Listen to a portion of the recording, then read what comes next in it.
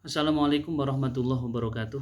Perkenankanlah saya nama Nur Khotib, mahasiswa Prodi PJJ PAI UIN Syekh Nurjati Cirebon, yang menyampaikan tentang masalah i'jazul Quran atau mukjizat-mukjizat di dalam Al-Qur'anul Karim.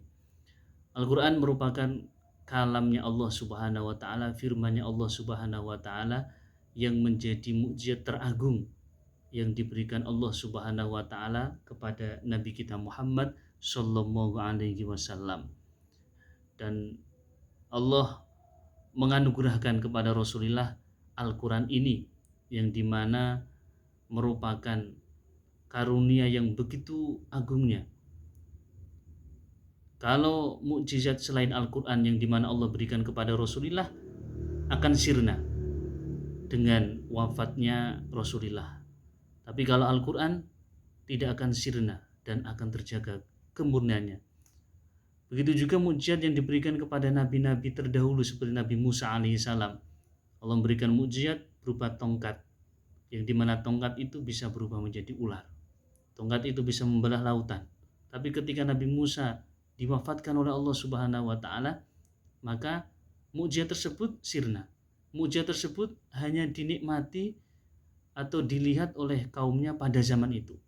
Beda halnya dengan Al-Qur'anul Karim, di mana mukjizat Al-Qur'an merupakan mukjizat yang luar biasa, bisa dinikmati hingga akhir zaman. Itu sudah cukup menjadi bukti daripada mukjizat Al-Qur'an yang masih dirasakan, yang masih terjaga kemurniannya ila yaumil qiyamah. Hal itu sesuai dengan firman-Nya Allah Subhanahu wa taala, "Inna nahnu nazzalna dzikra wa inna lahu lahafidun." Kami yakni Allah Subhanahu wa taala yang menurunkan adz-dzikra, nama selain daripada Al-Qur'an, dan juga kami sendiri yang akan menjaga daripada Al-Qur'an. Belum lagi mukjizat Al-Qur'an yang dipandang dari aspek lainnya atau sisi lainnya. Di antaranya dari sisi bahasa atau aspek bahasa, di mana Al-Qur'an memakai bahasa Arab, dan bahasa Arab merupakan bahasa yang mempunyai kosakata yang begitu banyaknya, lebih banyak daripada bahasa-bahasa lainnya. Contoh, ketika ada lafaz jalasa dan qa'ada yang maknanya sama-sama duduk, tapi ternyata arahnya beda. Jalasa yaitu duduk, dari jalasa bermakna orang tersebut dari tidur kemudian duduk, sedangkan qa'ada bermakna berdiri kemudian duduk, dan masih banyak lagi kosakata bahasa Arab. Dan dari aspek segi nada atau aspek nada, di mana nadanya sangat indah di dalam Al-Quran, meskipun tidak berbentuk lagu ataupun syair, tapi sangat indah. Bisa kita simak atau kita baca dalam surat Wan-Nazi'at, wan-nazi'ati gharqa, wan-nasyitati nashta, fas-sabiqati sabqa, fal-mudabbirati amra. Di mana setiap ayat hampir sama pelafatannya. Pelafatannya hampir sama, nadanya indah. Dari aspek kepadatan isi, pesan yang disampaikan begitu dalam.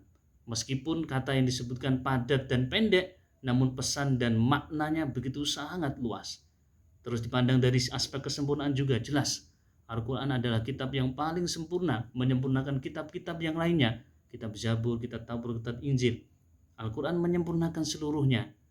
Maka tidak akan kita temukan kesalahan-kesalahan di Al-Quran. Ini menunjukkan memang Al-Quran merupakan firman-Nya Allah Subhanahu wa taala, zat pencipta alam, sehingga tidak ada keraguan, tidak ada satu kekurangan di dalam Al-Quran tersebut, karena bagian daripada kalamnya Allah Subhanahu wa taala, firman-Nya Allah Subhanahu wa taala. Yang kelima, aspek keseimbangan redaksi Al-Quran, di mana ketika disebutkan di dalam Al-Quran seperti hanya sifat hidup al-hayyah dan sifat mati al-maut, maka bilangannya sama antara al-hayyah dan hidup, bilangannya sama, hampir di antara 145 kali.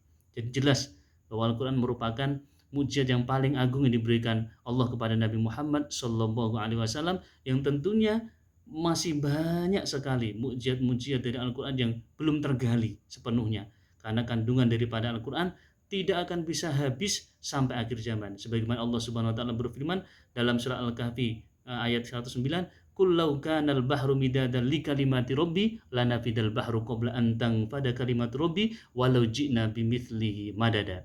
Katakanlah, sekiranya lautan menjadi tinta untuk menulis kalimat-kalimat Tuhanku, yakni Al-Quran, sungguh habislah lautan itu sebelum habis ditulis kalimat-kalimat Tuhanku, meskipun kami datangkan tambahan sebanyak itu pula. Semoga kita semua mendapatkan syafaat Al-Quran, keberkahan Al-Quran, dan kita kelak di hari kiamat benar-benar mendapat syafaat Al-Quran. Allahumma amin. Assalamualaikum warahmatullahi wabarakatuh.